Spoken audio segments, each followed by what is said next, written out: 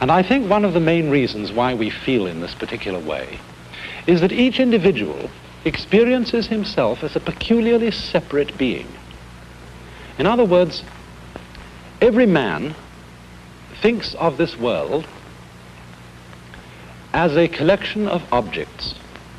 The world is a lot of things, and each person considers himself as a thing. And I wonder if you've ever stopped to ask yourself what a thing is and why you think you are a thing. We walk through life assuming we are individuals, separate entities looking out from inside our heads, making choices and controlling our fates.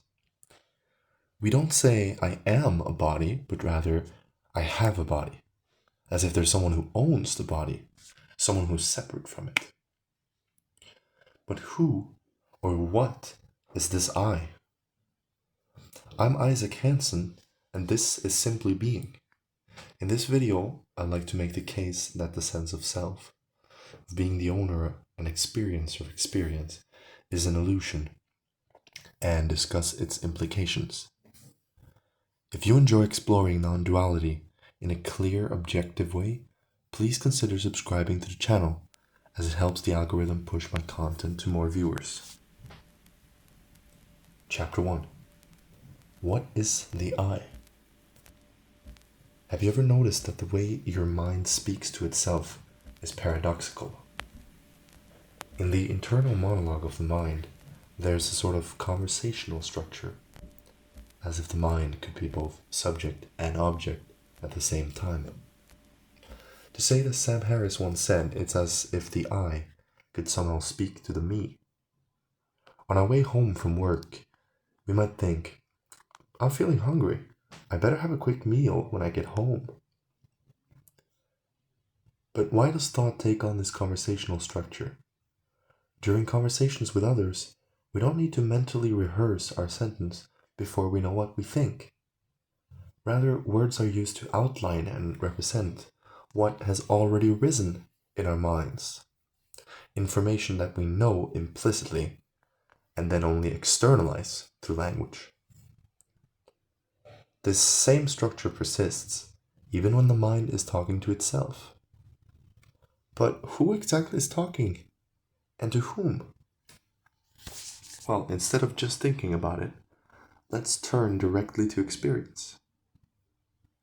First, I want to ask a very simple question, and I want you to answer it without too much thought or effort.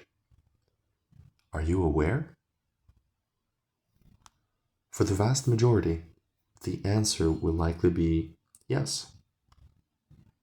The fact that we are aware seems unquestionable and immune to illusion, although the establishment of its undeniability through speech is only a way to probe into experience, but more on that later. Either way, the underlying reality of the universe may be different from what we are aware of, an illusion, but that illusion is an equally sufficient demonstration that we are conscious. So, now that we established that you're aware, can you find a thing that's aware in experience? Where is the center of experience? From where are you having the experience of awareness? For some people, a certain type of speech will arise mentally in their awareness. I am here. I'm the one who's aware. But is this speech itself really what is aware? Is it not just another appearance in consciousness? You might say, no, but my speech, it's my speech, and I am aware. Well then, who are you? Can you find this you in awareness if you exclude your verbal thoughts about yourself? Maybe instead of words, what arises for you is some kind of conceptual or graphic mental representation of what you are. But is that mental concept or image actually the thing that's conscious? The thing that perceives all other things in awareness? Is it not just yet another perception? And can one perception ever experience another perception? Trying to find the owner of experience within experience is a paradoxical and impossible search, because anything we might point to as an answer is itself just an experience. To answer the question, we would have to somehow point to something outside of experience. And this, of course, is an impossibility. This lack of a solid self is what the Buddhists refer to as emptiness. The Vedantic Hinduists, Brahman, others, no self, pure being, or even God. Terms like these are often obscured by religious connotations. In the case of the word God, the modern understanding of it is far from a realization about the impersonal nature of consciousness.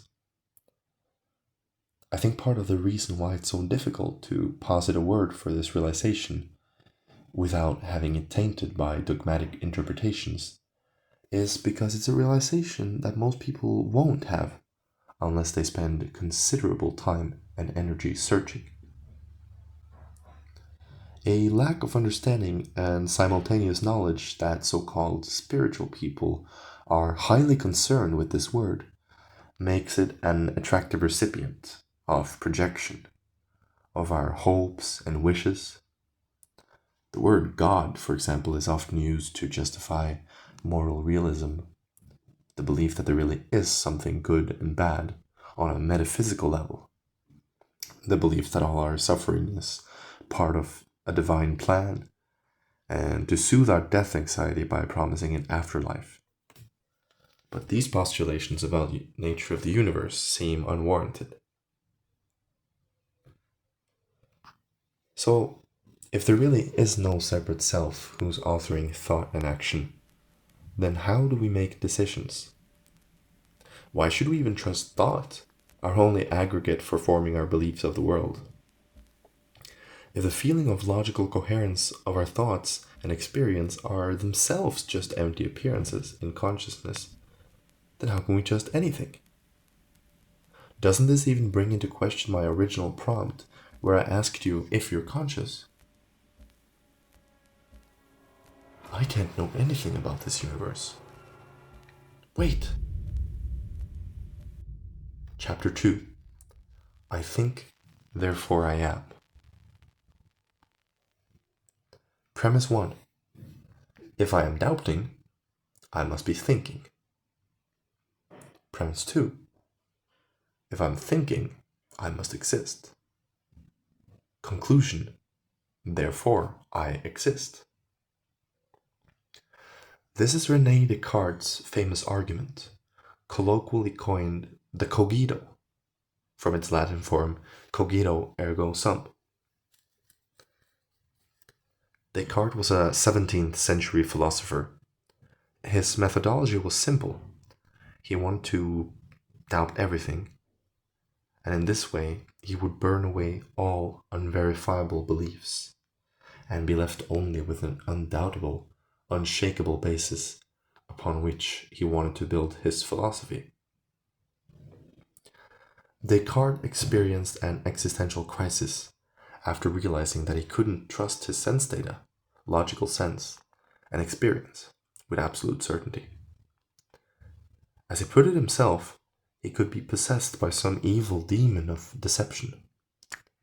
A modern way of putting that is that you could be a brain in a vat, and that your experience is simply some mad scientist poking and stimulating your brain with rods and electric signals. Descartes' assessment was that everything could be doubted, except for the fact that he himself was doubting. Doubt is a form of thought, and if he is thinking, then he must also exist. Well, I'm sorry, Descartes, but we who study the nature of consciousness would like to have a little chat. As would Nietzsche, Hume, Derrida, contemporary neuroscience, and many more. Actually, Descartes never presented his argument in the form of a syllogism, meaning a structured argument with premises and a conclusion. This is more of a modern interpretation of his views. He considered the knowledge of thinking as an a priori fact, something absolutely undeniable about experience. In his opinion, this didn't need to be proven, as it couldn't even be doubted. Perhaps Descartes was grasping at the same insights we're discussing, but he made a crucial mistake. He conflated awareness itself with doubt and thought. This mistake has made the cogito into a target of sharper critiques from many philosophical schools. Here are some of the strongest arguments against it. 1. As we've already discussed, who is this I that is thinking? Upon inspection, we realize that there simply isn't someone who's thinking. Thoughts are simply appearing. Even to formulate it as thinking implies that some agential force is doing the thinking. The same can be said for the I am part of the argument. A more accurate way of putting it might be, there are thoughts, therefore there is. But in this case, another obvious flaw is revealed. Number 2. Descartes uses language to establish his point. However, words never actually capture experience directly. They may represent reality, but never truly touch the thing itself. Here we can tie the argument to Wittgenstein's philosophy of language. Words aren't truth in themselves, but rather tools by which our survival is facilitated. Therefore, words never actually touch reality, nor accurately represent it. By some non-dual teachers, it's been said that silence is the highest form of teaching. There is only experience, and any distinction is arbitrarily set by language and conditioning. However, language is one of the most effective ways of initiating someone into an exploration of consciousness. That aside, there's yet another strong argument against the cogito. If Descartes is so vehemently passionate about doubting everything, why doesn't he doubt the real reliability of his own reasoning?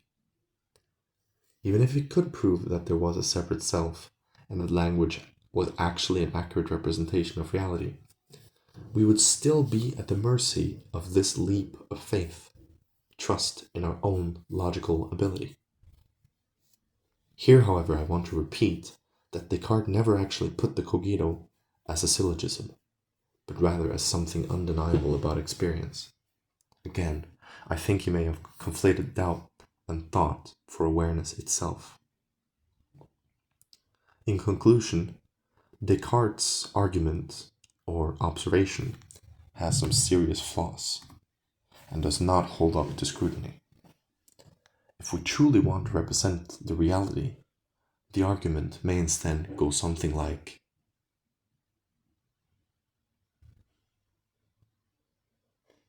Chapter 3: Nonduality and Nihilism. So, if the self is an illusion, and if even our most foundational assumptions can be doubted, where does that leave us? For many, the answer is nihilism. For many years, especially in my early teens, nihilism felt like a looming crisis waiting to unfold. I couldn't solve the problem of trusting experience, or even my ability to reason. I had plenty of death anxiety. I felt the universe was an empty and meaningless place. My views have not changed. In fact, I may be even more uncompromisingly skeptical of my own ability to reason today. But here's where things get interesting. Despite how bleak these realizations seem, I think most monks and non-dual masters would agree with the belief underlying my nihilism. Non-dual teachings and nihilism seem to significantly overlap. So why is it that it sends some into the depths of hell while others get peace? Well, it's not actually the realization itself that brings suffering. It's the ego's reaction to it. Despair is the ego's reaction to enlightenment. The despair comes from being trapped in the ego, despite understanding its impossibility. Some may logically see that the ego must be an illusion. Others may simply trust what neuroscientists say about the corpus callosum and how splitting it can seem to split consciousness itself. Either way, we end up with the worst of both worlds. They see the utter emptiness of experience, and yet they must endure it through the eyes of a self that is not indifferent to the realization. As Eckhart Tolle lays out in his book, The Power of Now, the ego is primarily concerned with its own survival. So what's the way out? The only way out seems to be through, assuming that one doesn't suppress the realization and hope that it never re-emerges. But suppression is unsustainable. The truth will keep eating at you, no matter how hard you try to banish it from awareness. The real way forward is to fully integrate the insight of non-duality, to allow the ego to dissolve, not just intellectually, but experientially. Chapter 4. Integrating non-duality into daily life. So, how do we bring this insight into daily life? Here are some practical ways to integrate non-duality into your everyday experience. I want to start by saying that I still feel like I have a long way to go before this insight is truly an integrated part of my experience, so I don't want to be too bombastic in this chapter. But it seems logical that the first step is to actually pierce the illusion of the self in such a way that you know you've actually seen the insight you're trying to have. Truly realizing the insight of selflessness can take a lot of time and practice. Some may need to spend months or years refining an intellectual and philosophical understanding of the topic before delving into direct experience becomes a sensible endeavor. For others, the realization of selflessness may come faster. Perhaps it aligns with intuitions they already have, their particular personality, personal history, and so on. With this channel, I want to create content that can help clarify what selflessness is and isn't. I'm particularly interested in speaking clearly and avoiding the landmines of habitual language that's drenched in dogma and religiosity. I may also want to publish some guided meditations.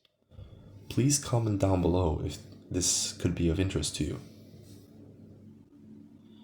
Once you've glimpsed non-duality, the real journey begins. Noticing again and again how the illusion of the self reappears and cutting through it in real time. A traditional way of doing this is to meditate on it, and this might be a good approach for strengthening the ability to cut through the illusion at any time. It may be analogous to training a muscle. If you want to get stronger, you need to place your muscles under heavier and heavier loads. Meditating can be such a vehicle of strengthening the ability to cut through the illusion of the self. Some people decide to go on meditation retreats for this very purpose. They present circumstances that are very conducive to growth in your depth of non-dual insight. Often such a retreat is led by a teacher with a very deep understanding and experience of non-duality. However, many people don't have the time, financial resources, or life situations to allow for such a retreat. In these cases, a rigorous meditation practice can be the way to go about it. It may also be smart to create concrete reminders throughout the day so that you can take a few minutes to observe the illusion of the self. This can be done through setting alarms on your phone or tying a certain observation, like someone wearing a red jacket, to becoming mindful of selflessness. I also like how Sam Harris states that strong negative emotional reactions have, for him, become mindfulness alarms. This is a very compelling way of seeing it, especially because many people seek liberation from suffering through non-dual insight. Becoming aware of selflessness in moments of strong negative emotions therefore seems like an excellent way of integrating the insight into daily life. Today we've covered what the realization of selflessness is about, tied it to Rene Descartes' cogito, discussed how the ego may react with nihilism towards it, and finally, how one can overcome the nihilism by integrating the insight into daily life. Non-duality isn't something you achieve, as the feeling of achievement is an egoic reaction already nested within a world that's already non-dual. In fact, in every moment of your life, non-duality has inevitably been the case. The journey is about noticing again and again until the illusion of self becomes impossible to believe in. The path is paradoxical. Nothing changes, and yet everything is different.